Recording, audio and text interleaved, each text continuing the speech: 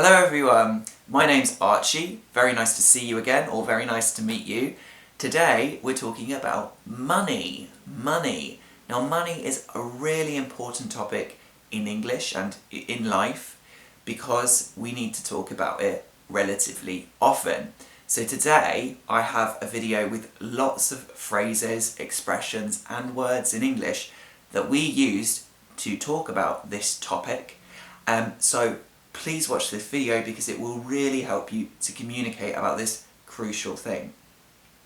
So when I think about money, the first thing that I think about is the phrase, money makes the world go round.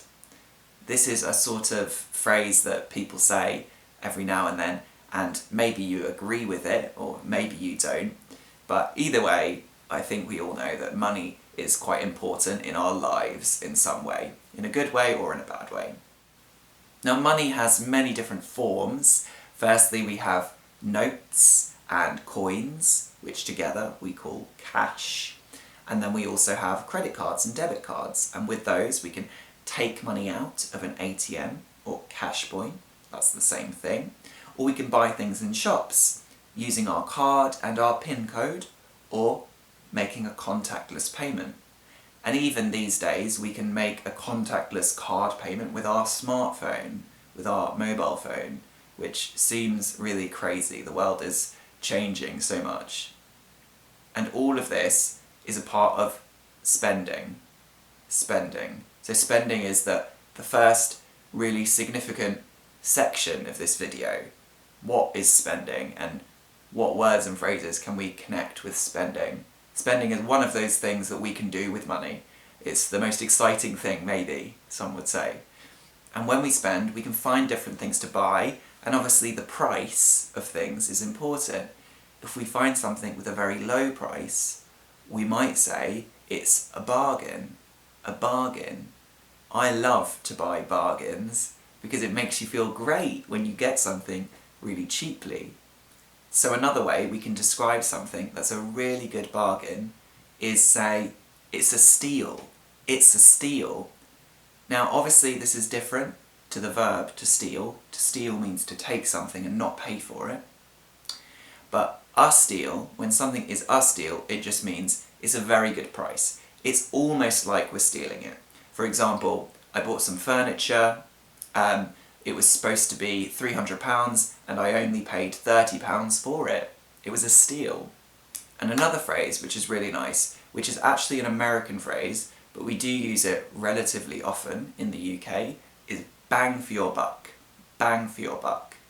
So this phrase means to get a lot for the money you give. So for example, you can say, if you go to the supermarket, it's quite expensive here. But if you go to the market and buy your vegetables, you get a lot more bang for your buck. So you get a lot more food for the same amount of money. A lot more bang for your buck. Buck is a term for American money, so it is an American phrase, but quite often we use this phrase too in the UK. Now obviously on one side of things, something can be cheap, and on the other side of things, something can be expensive. And a really good phrase is when we're in a situation where a company or a place can charge a lot of money for something because of the situation, we can say, you pay a premium. You pay a premium. For example, if you go on an aeroplane and you want to buy food or a drink, then you pay a lot more than you would if you bought food or a drink at the supermarket or even at a bar in the town. Because you're on an aeroplane, there's no competition, so you pay a premium. So whenever I'm on an aeroplane, I try to avoid buying food and drink. Maybe I try and buy food and drink in the airport before, because even though you're still paying a premium, you're paying less of a premium than when you're on the aeroplane. And if something's really expensive, we can also say it's a waste of money. A waste of money.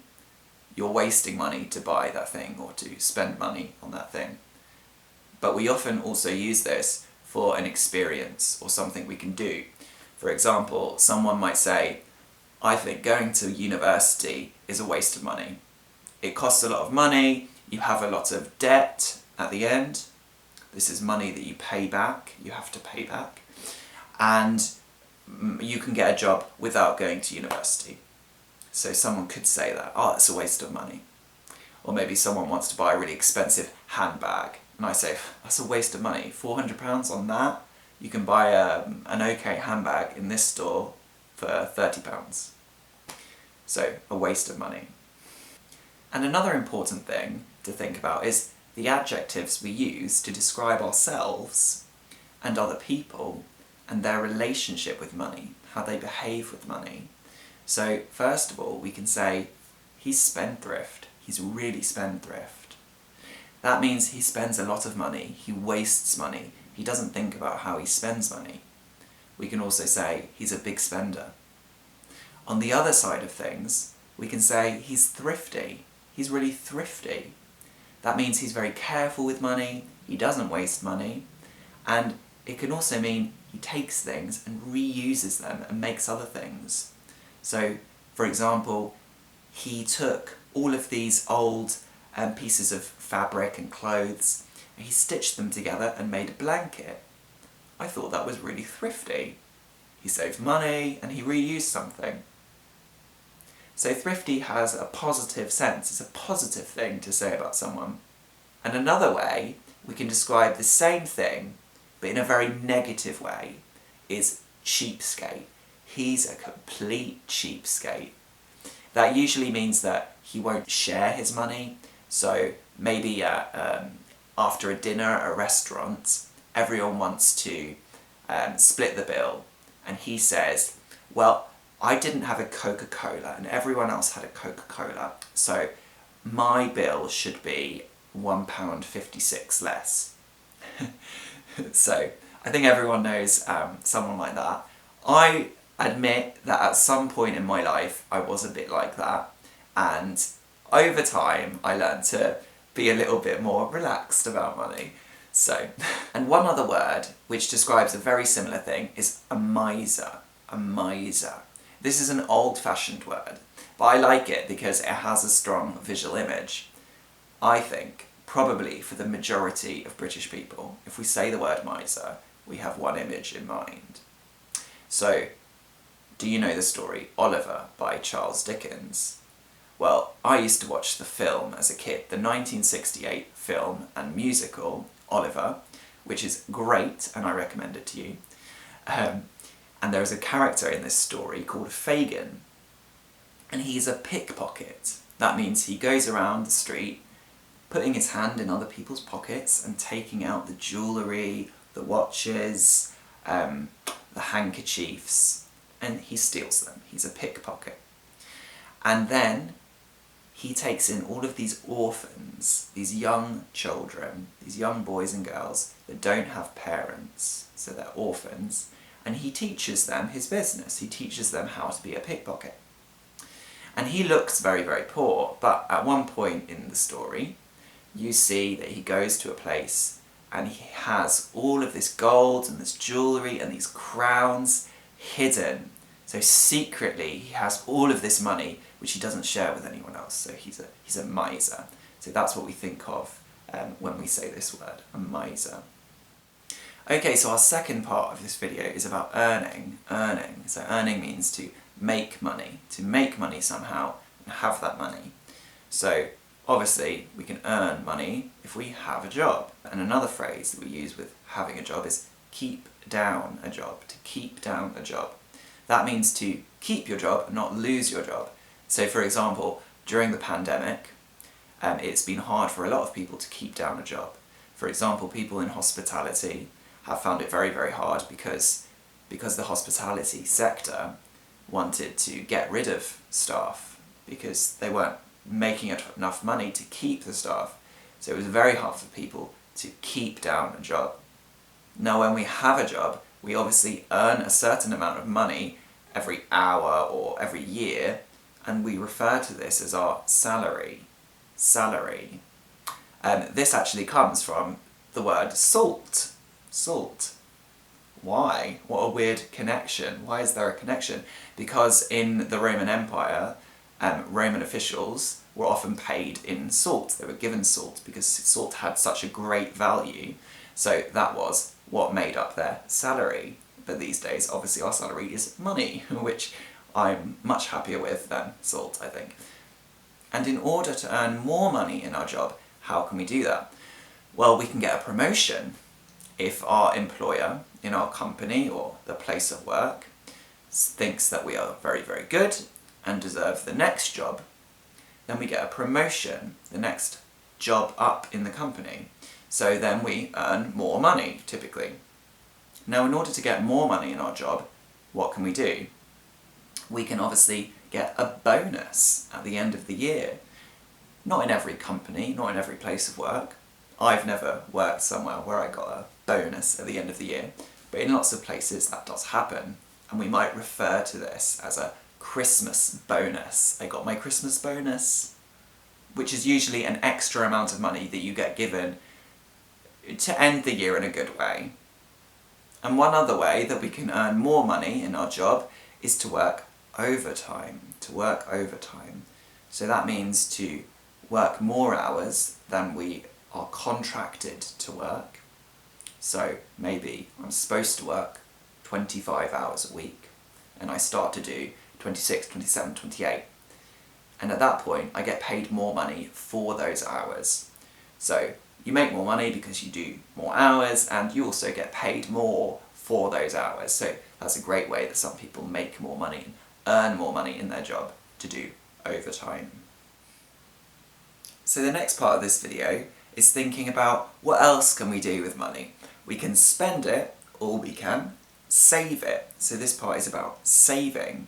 Now when you're a kid, you might save money by putting it in a piggy bank. The thing shaped like a pig, or sometimes shaped like a postbox, or just a tin or something. You put money in it and that is your piggy bank, a way to save money. But as an adult, we often put money in the bank, and we might put it in a savings account. A savings account.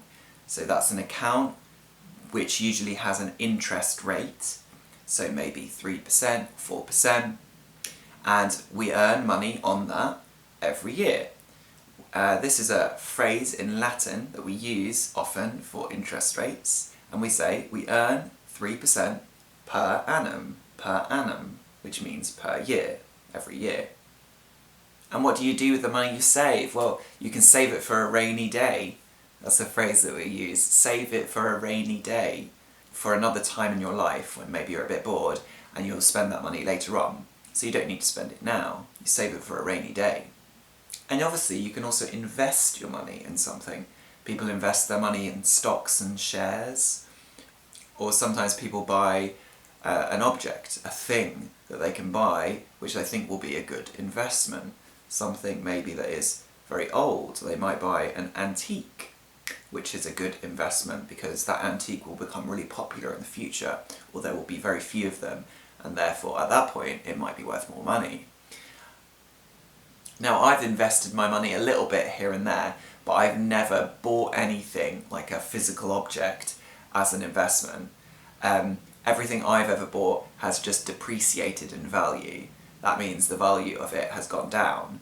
For example, if you buy a car, that's something that depreciates in value very quickly. As soon as you drive it out of the garage, out of the car dealership, the value of that car is lower. It's much less. Already it is depreciated in value because now it's not new. Now the other thing you can do as well with your money, instead of saving it, is to gamble it. Now, I have never gambled my money because I don't take risks. I'm too cautious. But you can gamble your money by buying lottery tickets, which can be very cheap, and then you could potentially win the lottery. Or you could go to a casino, or an online casino, or something like that. I don't believe in gambling personally, but that's just my perspective. A good phrase that we can use about someone who doesn't have much money and then gambles and has lots and lots of money is to go from rags to riches. Rags are old pieces of fabric and clothes, usually that we use to clean things. Maybe if you clean around the house, you use an old piece of cloth, an old piece of clothing, and you can clean the mirrors and things. Rags to riches means someone is wearing rags, so their clothes don't look like clothes anymore. So they're very, very, very poor. And if they go from rags to riches, then suddenly they come into a lot of money. So for example, they might win the lottery. This is a phrase we use a lot to describe a story. It's a rags to riches story about someone who goes from poverty to having lots and lots of money. For example, the film Slumdog Millionaire. If anyone's seen that, it's about someone who lives in a slum and then becomes a millionaire. So they go from rags to riches. Now I've given you lots of words, phrases and expressions about this topic of money in English. Before I go, I want to leave you with a saying about money, which is, "A fool and his money are soon parted." A fool and his money are soon parted. Let me know in the comments if this is a phrase, a saying, that you agree with or not, and why. Thanks very much for joining me on English with Archie today. I hope you have a lovely day. If you like this video, please do like it and remember to subscribe and click the notifications bell and you'll find out about all my future videos. You can also find me on TikTok and Instagram, always at English with Archie. Have a lovely day and I'll see you again soon. Thanks, bye!